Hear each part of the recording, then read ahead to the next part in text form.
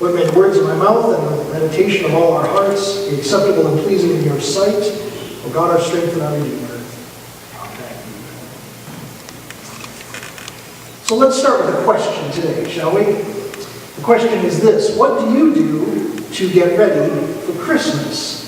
And I suppose if I'm going to see you waving at me, I need to put my glasses back on. Okay. Any answers to that question? First thing that pops into your mind.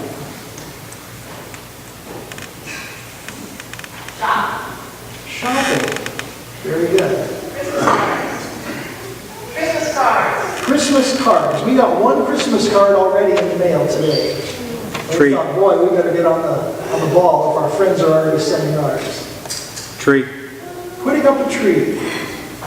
Cookies. Who said cookies? Galen, I'm coming to your house. If there's any left. Well, we all have different ways of getting ready, don't we? I was talking to Wendy the other day about this ornament that my parents have. It's a picture of little baby John, 3 months old. I was born in October, and I'm sitting in my baby seat under the Christmas tree. And for some reason, they put this ornament on their tree every year, and have since I was a baby. And we were just wondering, am I going to get that one day? Is that going to be part of our tradition, or is that something that can just stay in the box eventually? But we'll see how that all turns out. We all have different ways we get ready for Christmas, don't we? We put up our decorations, we send our cards, people bake, we make lists of gifts for our loved ones. Now, in many homes, just as in the church, we put out a nativity set. And this reminds us, I think, of where our attention ought to be focused in these weeks leading up to Christmas. And through the figures in these nativity sets with the angels and the shepherds, Mary and Joseph, the animals, the manger, these characters remind us of the story of Jesus' birth. And they remind us about who Jesus is, God's Son, born in humble circumstances to be our Savior. Now, I think it's also true, while we're doing all of our getting ready, that sometimes we come up short. We have this feeling inside, is it all worth it? We have this feeling that the Christmas that we hear on the airwaves and in all the stores, it may not match up to our own experience. That somehow at this most special time of year, all the things that we do get in the way of experiencing what Christmas truly has to offer. Now, this Advent season, we're working through a book called Almost Christmas. Many of you have purchased it, and I hope you read the red version of this book this week in chapter 1. This is the devotion book, which has daily readings, and I'm going to refer to this as we go through the month.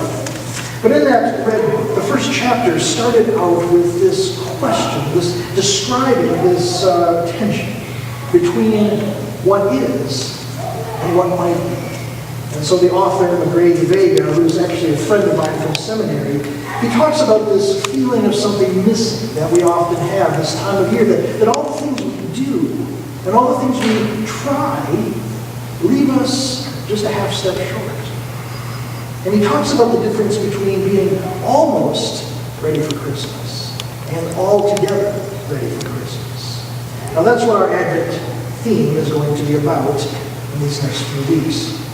It actually comes from one of John Wesley's famous sermons called The Altogether Christian. And in this sermon, John Wesley wonders and he challenges us how we can go from almost to altogether in our lives. How we can move from the outward appearance of Christianity towards an inward assurance that God is indeed with us in every way, that God's presence, God's guidance, and God's love are ours right now. Now, Wesley creates a series of questions for us to ask ourselves. These questions are, again, found in the new devotion book. And these help us to develop some practices for moving towards this altogether faith. Now, through the weeks of Advent, we're going to be talking about these themes altogether: peace and hope and love and joy. These are the themes that we often associate with the candles on our Advent wreath. And over the next few weeks, we're going to be using this idea, I hope, to help us to get deeper into our Christian faith and to experience what God wants for all of us, not just this time of year, but always.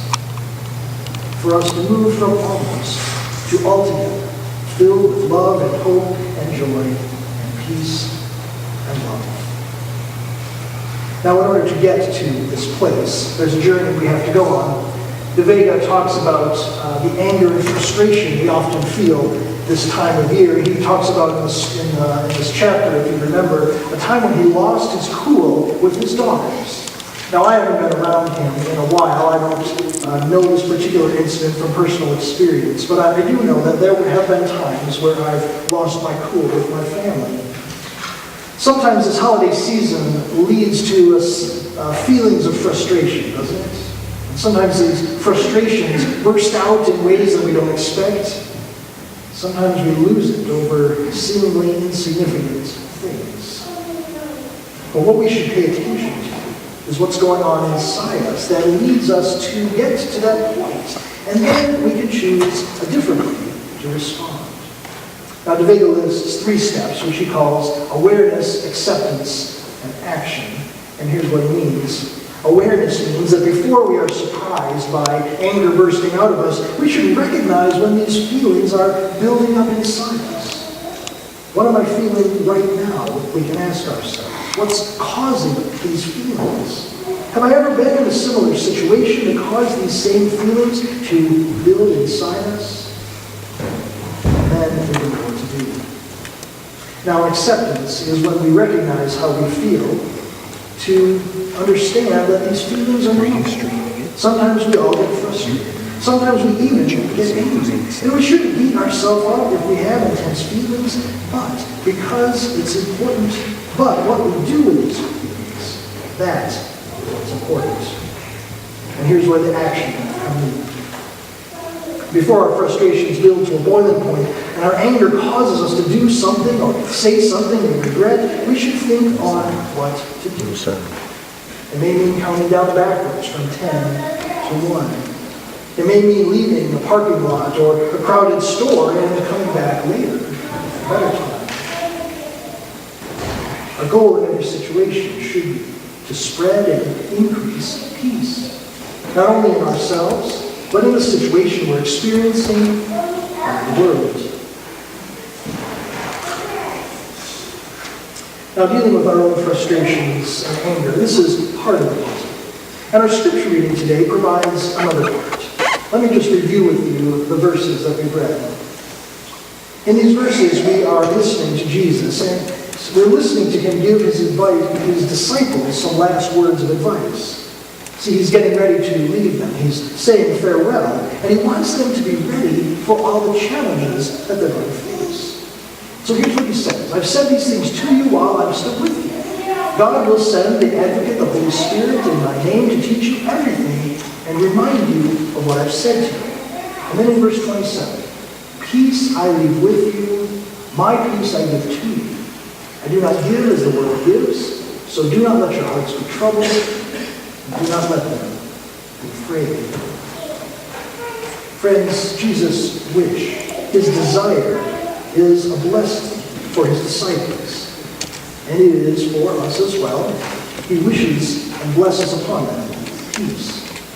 He gives peace which is different than the peace we may find elsewhere. And this peace, Jesus says, allows us to live with untroubled hearts. It teaches us that we have nothing to fear in this world or the next.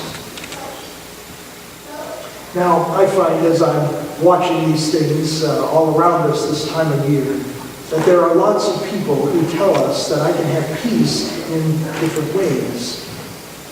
In Jesus' time, the Roman Empire proclaimed that it was the guardian and guarantor of peace throughout the world. And it's true, they did win the peace.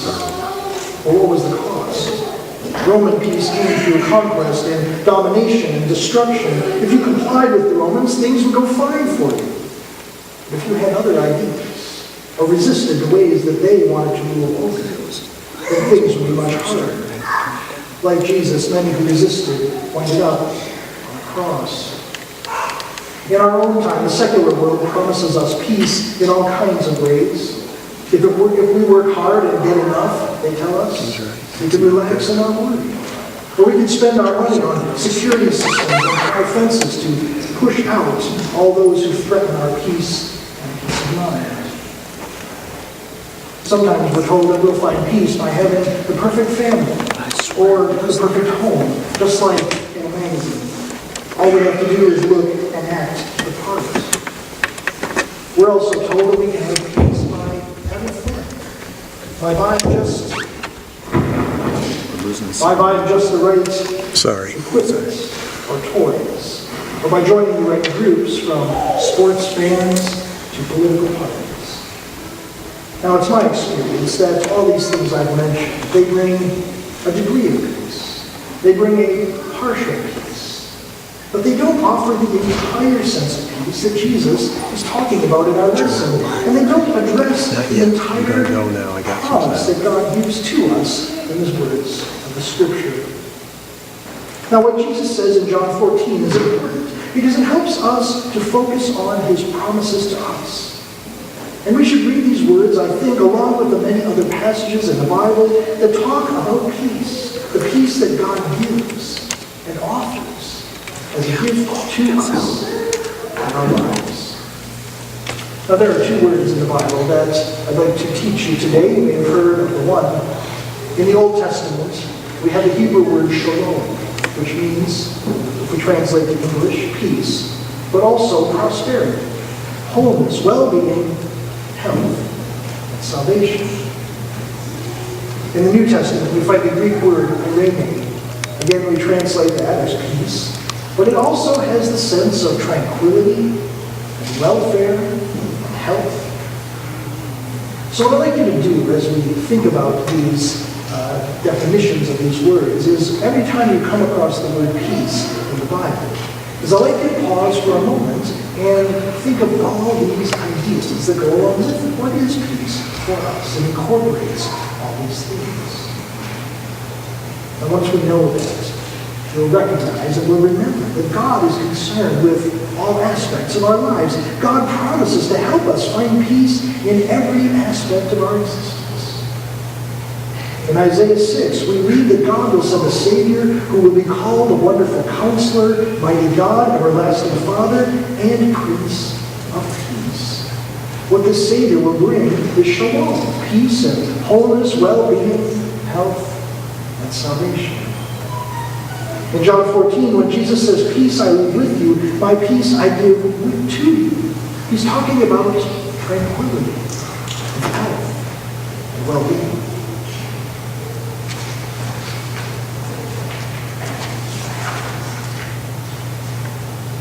Now let's keep these things in mind as we get ready to close. I want to end today with some questions for reflection. And these are meant to point us in the direction of peaceful living. They're meant to nudge us toward the practices that we can all develop to find greater peace in our lives. These questions are a reminder that God's peace, a peace that passes all understanding, it can be and it is ours, because God gives it as a gift to us. So I'm going to read these questions slowly. There are 4 of them. If you want to write down a few answers on your bulletin, that's fine. If you simply want to close your eyes and listen to the answer that God's Spirit speaks to your heart, that's fine too. Question number 1. What kind of peace do you long for?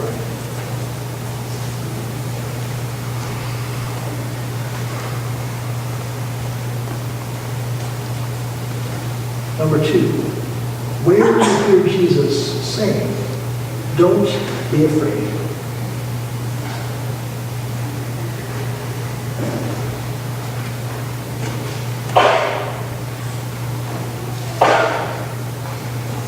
Number 3, what does it mean for you to have the peace of Christ?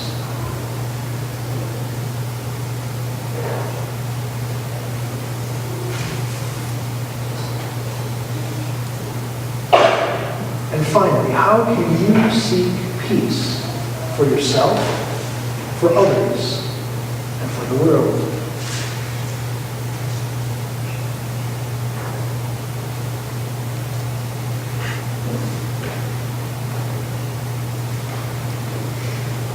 We conclude with a reminder of Jesus' promise. He says to us, "Peace I leave with you, my peace I give to you. I give to you as the world gives, so do not let your hearts be troubled, and do not let them be afraid." Amen.